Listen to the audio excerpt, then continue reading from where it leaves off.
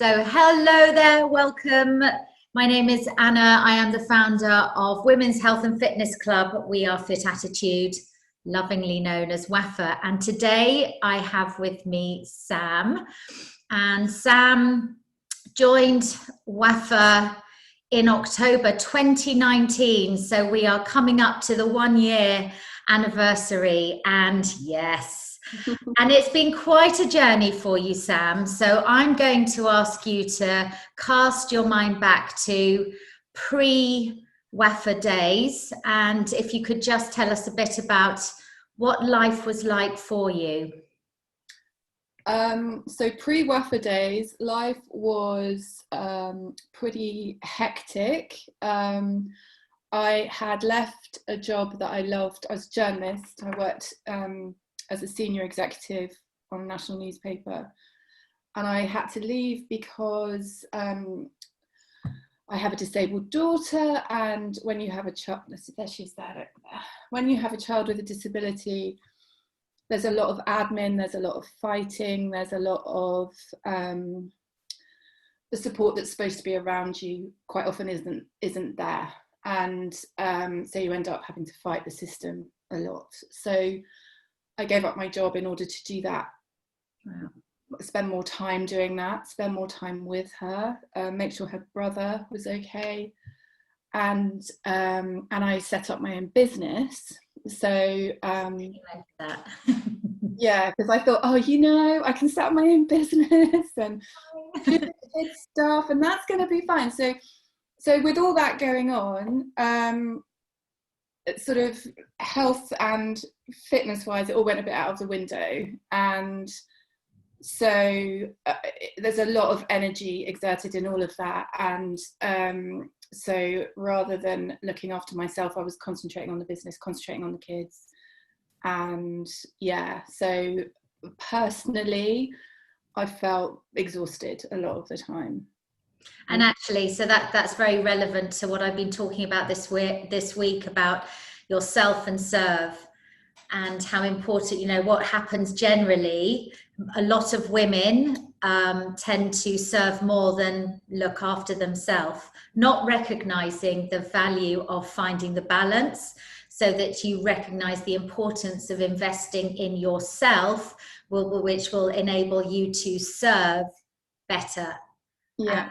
And I think, from what you've said, and I know how, having your disabled daughter has been very stressful, and, fair play to you giving up your career and doing what you needed to do as a mother. But as you say, that created lots of stresses, and obviously trying to run a business. I mean, I'm running a business without children. So yeah, what were you thinking?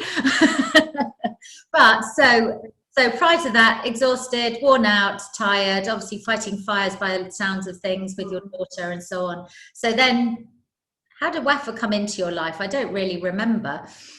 I saw you on Facebook, and I had a bit of a gateway drug in that someone opened a Zumba class down the road from me on a Sunday, and it was women only, and I started going to that.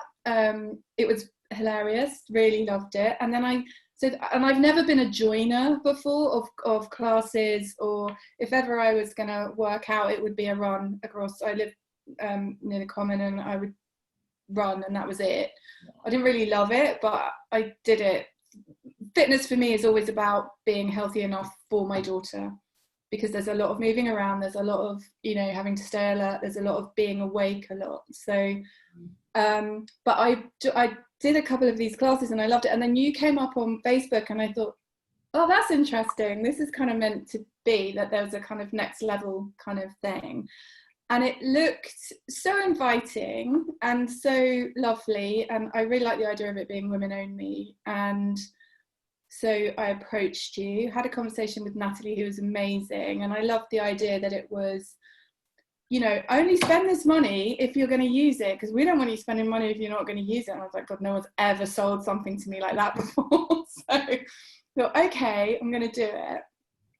And that's how you came into my life.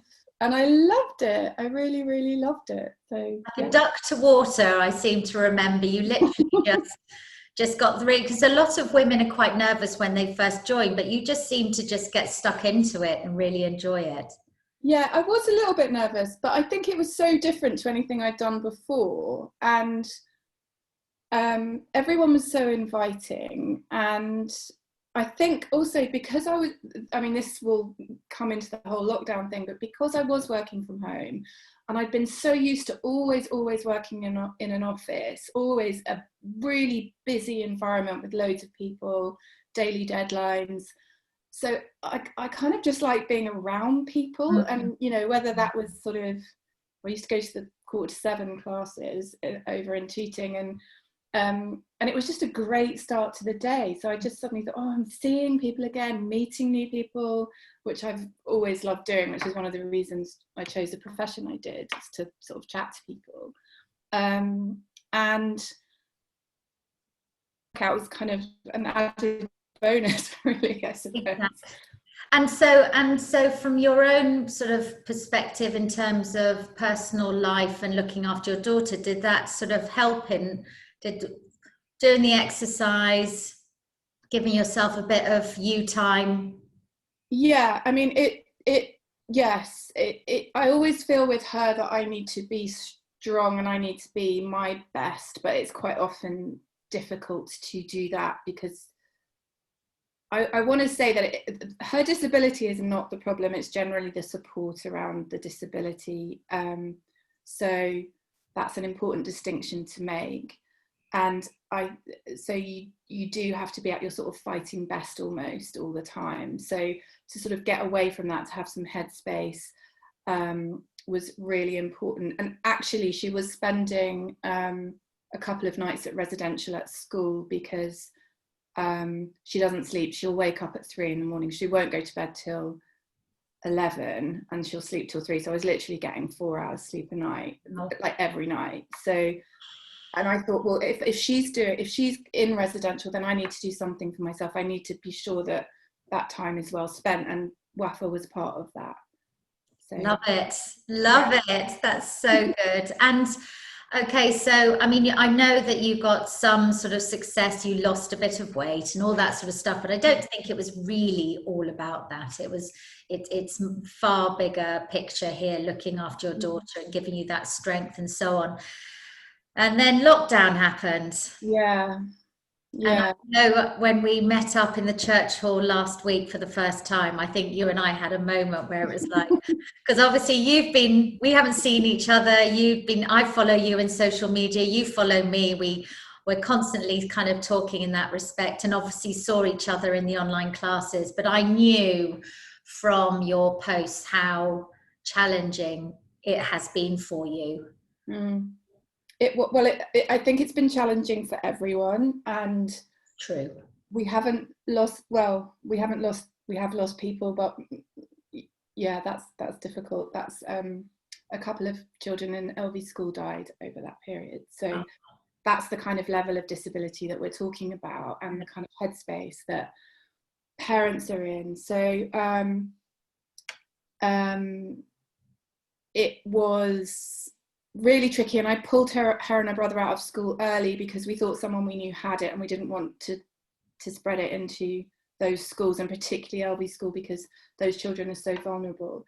So, and that was fine, but then we couldn't bring anyone in to help. And I have a lovely woman who's helped out with Elvy for years, Dawn, who comes in and like helps me shower her and helps me get her dressed and tries to get her to sleep when she won't. And she couldn't come in, so it was just us. My partner still works in newspapers, so he was an essential worker, although really I don't think he was. So I think he quite enjoyed getting out of the house. But so it was on your own. So we were on our own. Her brother's brilliant, very, very, very supportive of his sister. He's 13. But he was doing his lessons upstairs, then trying to help me, and I was, feeling guilty about him, and she wouldn't homeschool, and it was really difficult. And operating on 4 hours sleep, it was so hard. So and everything was just so strange, and for some reason we didn't qualify because she has a really rare condition. There's only 4 children in the country with her condition. So doctors don't know that much about about it, or there's no prognosis for her. So we weren't on any of the lists for priority treatment or, you know, shopping or anything like that. So we had to sort of be quite clever about how we did things and what we did. So those first weeks were really, really difficult, just really, really hard. Yeah, and no WAFA for the first bit.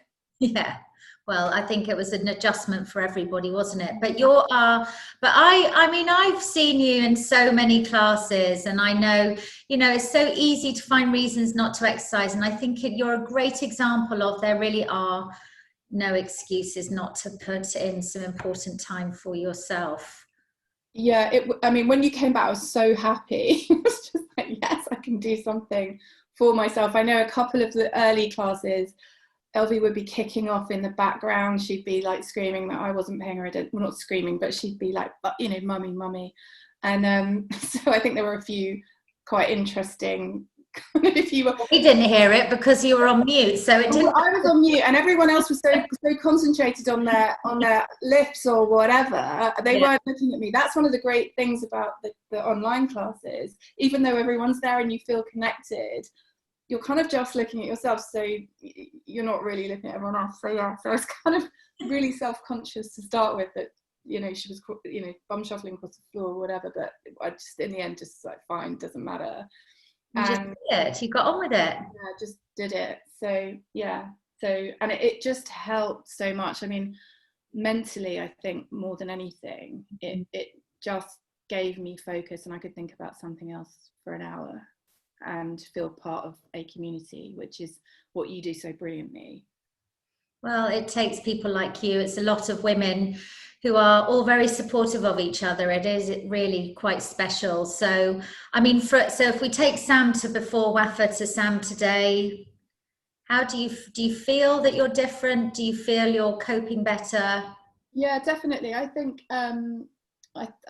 you can go to really dark places, being the parent of a disabled. I'm not blaming everything on that position, of course. But it is hard work, and it is this battle, and there is a sort of, one of the things I thought about lockdown was that suddenly people know how we live normally, because you are isolated, you don't have people to talk to, you're constantly fearful about your child's health. People aren't giving you the right, you know, people in government, in local government, aren't really helping you when they should be. It was such a kind of, everyone suddenly gets this, you know, I can't take her to a cafe nearby because she'll kick off. So that is kind of our life normally. So pre-WAFA, I think I was not looking after myself. I definitely lost a fitness that I had like sort of 10 years earlier. I was too big. And now, so that I did one of the 28-day challenges a while ago, and I think you pulled up a dress that you wanted to get back into. That's right. Thinking, oh yeah, what would my one be? And I was thinking, oh, the red jumpsuit. And I pulled it out the other day, and that was kind of my ideal. I thought, that's not going to happen. And I've tried it the other day, and I fit into it. There you go, without even thinking about it. So you're probably making the right health choices without even, it's almost it's now you've learned how to have a better balanced lifestyle, considering the stresses that come with, obviously your daughter is beautiful and lovely and all that sort of stuff, but it brings with it the stresses that I don't think anybody could really understand unless you're actually living it. So, you know, but the fact that you've lost weight without even really, but that shows that it's not about going on a diet. It's just making better choices as you go along. I mean, this is in a year, right? So this is taken about a year. And I suspect now, you know, you might lose a bit more, but hey, you got into your red jumpsuit. I want to see that red jumpsuit. I want a photo of that red jumpsuit, actually. It sounds great.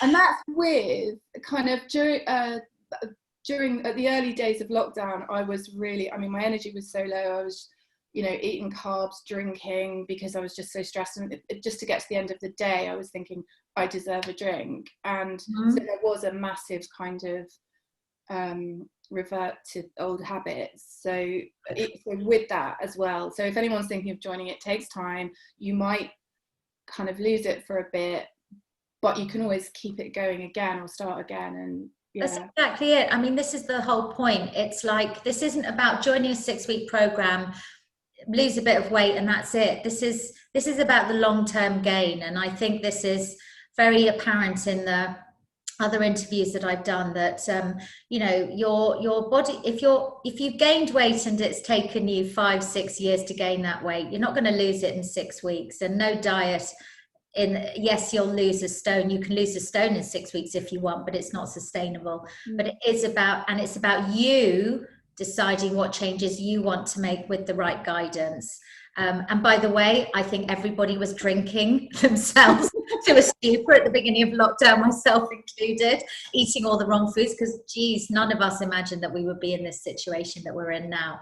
But there are always going to be bumps in the road, but it's all about getting back on track. And I think you've demonstrated that brilliantly. And just one final thing, which I absolutely love, which is my favorite thing. What is it that you love doing with Elvy? Do you mean the wheelchair skating? Yeah. Okay, so I was doing this before WAFA, but it was so what we do, we go I just stumbled across this group, much like I stumbled across you. It's amazing what you can find. We were meeting a family who'd come over from the Netherlands, who are one of the very few families with a child with Elvy's condition that we know. And I said, well, let's meet at 10:30 by the pagoda at Battersea Park, because they were staying near there. And as I got Elvy out, I parked in disabled bay, was getting her out into a wheelchair, and a chap next to me pulled out a wheelchair and then put rollerblades on, and then kind of stood by the chair. And I just said, what are you doing?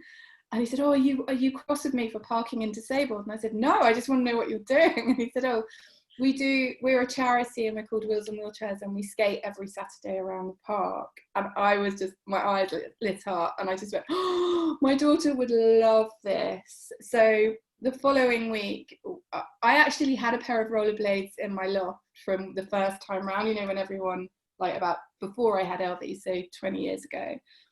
And I had to go into the eaves of the loft and pull the bag out and take off the ivy that had wrapped itself around the skate and kind of dust them down. And I rocked up in Battersea Park really proud of myself, and they all laughed at my skates, like, these are Antiques Roadshow skates. So and I'm cool. So, yeah. So we joined them. She absolutely loves it. So it's that sensory feeling of speed, of the wind in her hair. We go quite fast around the park, being part of a community. There's a lot of able-bodied skaters, so it's not about the disability, it's about a group that happens to be inclusive. Love it. So we've done that, and we did the Paris roller marathon last year. So from like wobbling along like Bambi on ice, I've done that. We did 16 miles along the Brighton seafront, which actually I was thinking a year ago I would never have been able to do this, but because of WAFA, I'm just much stronger and have a lot more energy. So. Well, I love watching your posts of Elvy, and you can see the joy in her face, and you as well. It must be a great release and something that you can both really enjoy together. So just you've pretty much answered this already, but I do always ask the question, if you were talking to somebody who's thinking of joining WAFA but not sure, what would you say to them? Oh, do it. Just do it. Just completely do it. It's amazing. And you will make friends, and you will find something in yourself that you didn't know was there. So, and it is so doable. That's the thing. It's just really welcoming, really doable, and absolutely nothing to be scared of. It's to be embraced. Thank you, Sam. And I have to say, I've been so excited about doing this interview today because, as I say, seeing you in the hall last week was very emotional for me, and I think for you. Yeah. And I wanted to give you a hug, but sadly we weren't able to. But I think what you are doing is incredible. And it's not that I'm being sympathetic here or anything like that, because you're a mum, but I think you're an incredibly strong woman. And I think the fact that you have invested in yourself as well, and used WAFA as a platform for that, I am hugely appreciative of that. And long may it last, as far as I'm concerned. Well, thank you. And thank you to your team. You have an amazing team. So thank you, Sam. Thank you. I'm going to try not to cry now.